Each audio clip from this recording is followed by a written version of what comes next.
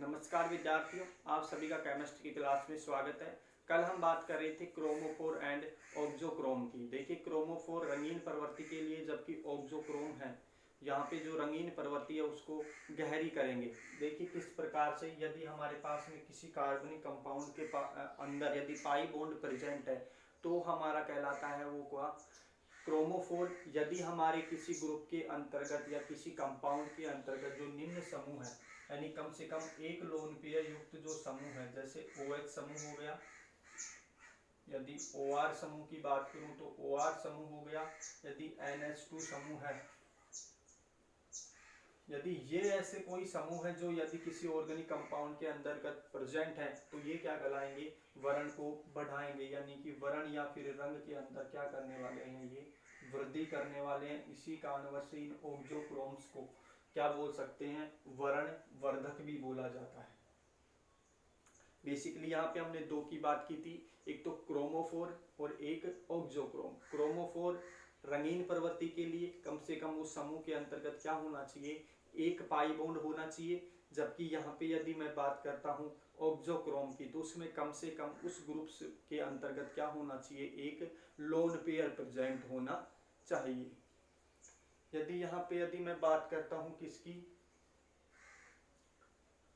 वर्णवर्धक की या क्रोमोफोर की, तो दोनों के अंतर्गत अंतर केवल एक ही है, वो रंगीन प्रवृत्ति प्रदर्शित करेंगे और वो केवल रंग के लिए जिम्मेदार होंगे। जबकि यहाँ पे उन रंगीन प्रवृत्ति को क्या करेंगे, ये भाई बढ़ाएंगे। देखिए एक एग्जाम्पल के माध्यम से यहाँ पे समझते हैं। कल हमने देखा था जो हमारे पास में नाइट्रोबेंजीन थी, जो नाइट्रोबेंजीन थी वो हल्के पीले रंग की आ रही थी। नाइट्रो समूह उपस्थित होने के कारण कैसा कलर था इसका, हल्का पीला कलर था। जबकि यहाँ पे यदि मैं बात करता हूँ इस कार्बनिक कंपाउंड के अंतर्गत यदि मैं OH समूह का प्रवेश करा देता हूँ तो बन जाती है हमारे पास में फिनोल। इस बेंजीन के यदि मैं रिंग जोड़ देता हूँ और इस जो हमारा OH समूह है यदि इस रिंग के साथ में जोड़ देता हूँ और यदि नाइट्रो समूह भी इसके लगा देता हूँ ऑर्थो पोजीशन के ऊपर, तो यहाँ पे हमारे पास में बन जाती है क्या भाई, ऑर्थो नाइट्रो फिनोल बन जाती है। तो जबकि इसका कलर इस समूह के उपस्थित होने के कारण ये हो जाता है गहरा पीला। तो सामान्य भाषा में यदि बात करें तो कलर के लिए जिम्मेदार है कौन, क्रोमोफोर। जबकि यहाँ पे कलर को गहरा करने का काम कौन कर रहे हैं, कौन से ग्रुप, ऑक्सोक्रोम वाले ग्रुप्स, या उनको बोल सकते हैं अपन ऑक्सोक्रोमिक ग्रुप्स। ऐसा हम पढ़ चुके हैं। यदि आगे मैं नेक्स्ट टॉपिक की यदि बात करता हूँ तो नेक्स्ट बहुत ही इंपॉर्टेंट टॉपिक है हमारा और उसके ऊपर हम विस्तृत चर्चा करेंगे, जो आपके एग्जाम की दृष्टि से बहुत ही महत्वपूर्ण है, अवशोषण शीर्ष का विस्थापन। जी हाँ, अवशोषण शीर्ष का विस्थापन या डिस्प्लेसमेंट ऑफ एब्जॉर्प्शन पीक्स। इसको समझने से पहले कुछ सामान्य जानकारी आपको मैं दे देता हूं, उसको समझिएगा आप। देखिए हमारे पास में जो सैंपल के रूप में है कोई कार्बनिक कंपाउंड है। बेसिकली मान लीजिए हमारे पास में यहाँ पे क्या है, बेंजीन है। बेंजीन हमने यहाँ पे सैंपल के रूप में लिया है और इसका हमें एब्जॉर्प्शन पीक्स निकालना है या इसका अवशोषण शीर्ष निकालना है, या ये कितने सिग्नल दे रहा है उसके ऊपर हम इसके बारे में जानकारी लेना चाह रहे हैं। तो जैसे ही इसके ऊपर यदि ये यूवी स्पेक्ट्रम से विकिरणों का अवशोषण करता है, यानी कि यहाँ पे क्या है 200 नैनोमीटर से 800 नैनोमीटर के मध्य वाले विकिरणों का क्या करेगा, ये अवशोषण करता है। और हमें रिकॉर्डर में क्या प्राप्त होने वाले हैं, इस प्रकार से हमें क्या मिलते हैं, यहाँ पे सिग्नल मिलते हैं। मान लीजिए हमारे पास में ये सिग्नल हमारे लिए यहाँ पे बात करते हैं तो लैम्डा मैक्सिमम का मान मोस्टली रूप से यहाँ पे हमें प्राप्त हो गया 256 नैनोमीटर के ऊपर, यानी कि ये इस विकिरणों का, इस वेवलेंथ वाली विकिरणों का क्या करेगा, अवशोषण करेगा। ऐसा एग्जाम्पल के रूप में दे रहे हैं। यदि इसके अंतर्गत हमें यहाँ पे ये स्थिति प्राप्त हुई है सिग्नल की, कितनी, लैम्डा मैक्सिमम का मान यहाँ पे क्या है 256 नैनोमीटर के ऊपर।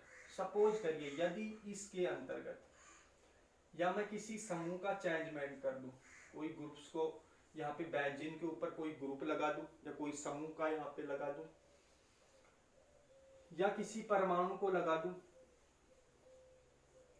या किसी विलायक का चेंजमेंट कर देता हूं यहाँ पे, कोई सोलवेंट, अन्य सोलवेंट, ऐसे सोलवेंट जो क्या करें, यूवी और विजिबल विकिरणों का अवशोषण नहीं करें, ऐसे सोलवेंट का हम यूवी स्पेक्ट्रोस्कोपी में प्रयोग करते हैं। तो यहाँ पे हमने 3 चेंजमेंट बेसिकली मैं यहाँ पे कर सकता हूँ। इस बेंजीन को के ऊपर मैं कोई समूह लगा दूं या कोई परमाणु लगा दूं या फिर किसी विलायक को यहाँ पे ऐड कर देता हूं, तो इसके अंतर्गत क्या क्या चेंजमेंट हो सकते हैं। जो अवशोषण की तीव्रता है उसमें भी परिवर्तन होंगे और यहाँ पे वेवलेंथ की तीव्रता है या अवशोषण की जो तीव्रता है उसमें भी, और वेवलेंथ यानी तरंग दैर्घ्य में भी क्या होने वाले हैं, परिवर्तन होने वाले हैं। तो क्यों इसके लिए कौन जिम्मेदार है, कोई समूह, कोई परमाणु या कोई सोलवेंट। तो किसमें परिवर्तन होने वाला है, यहाँ पे अवशोषण की तीव्रता में। यदि अवशोषण की तीव्रता में परिवर्तन हो रहा है तो ट्रांजिशन में भी परिवर्तन होगा। यदि ट्रांजिशन में परिवर्तन हो रहा है यहाँ पे, तो किसमें, लैम्डा मैक्सिमम के मान में भी क्या होने वाला है, परिवर्तन होने वाला है। इस परिवर्तन के लिए कौन जिम्मेदार है, ये ग्रुप्स, ये समूह या फिर सोलवेंट। तो ये चेंजमेंट देखिए, इसको एग्जांपल के माध्यम से यूं समझते हैं। मान लीजिए हमने इस बेंजीन को जब सैंपल के रूप में लिया था तो हमें ये सिग्नल प्राप्त हो रही थी और लैम्डा मैक्सिमम की स्थिति थी 256 नैनोमीटर।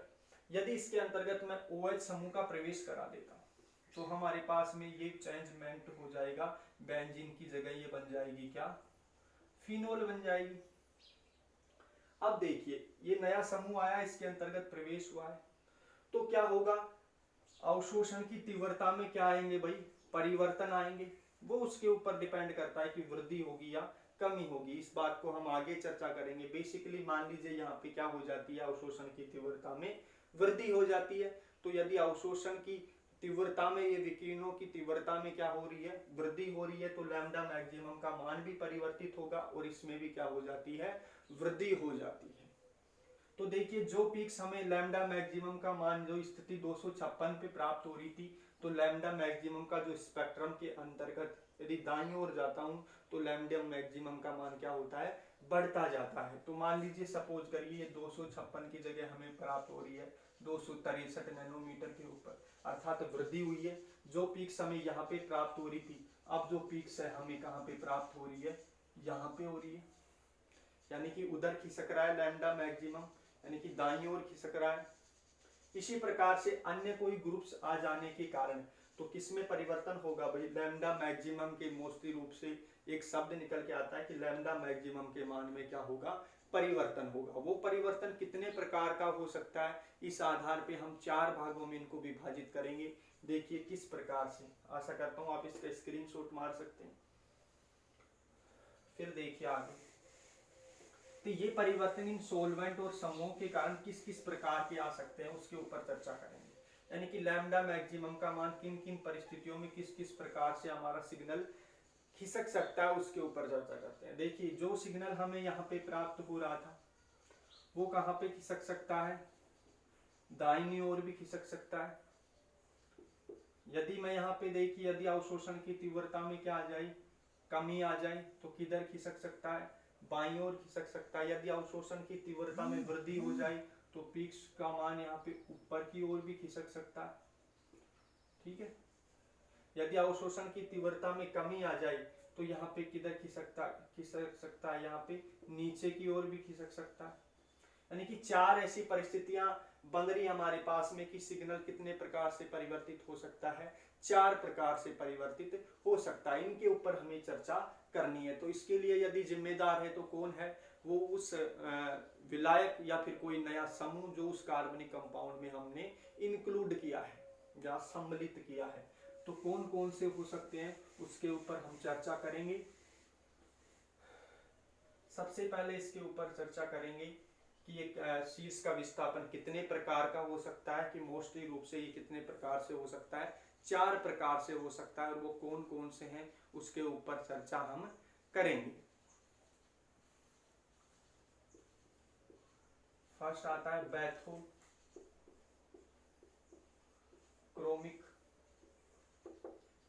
सेकंड आता है हाइपर क्रोमिक, और थर्ड आता है हमारे पास में हिप्सोक्रोमिक,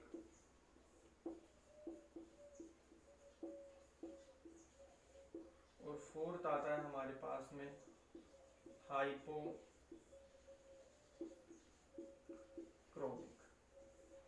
ये निम्न 4 प्रकार से, इनको मैं बैथोक्रोमिक प्रभाव भी बोल सकता हूं, इसको मैं हाइपरक्रोमिक प्रभाव भी बोल सकता हूं, इसको मैं हिप्सोक्रोमिक प्रभाव भी बोल सकता हूं, और इसको मैं हाइपोक्रोमिक प्रभाव भी बोल सकता हूं।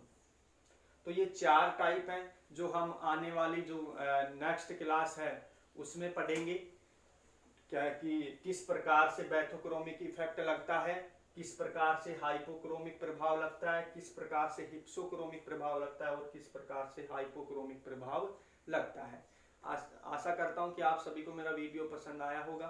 Thank you.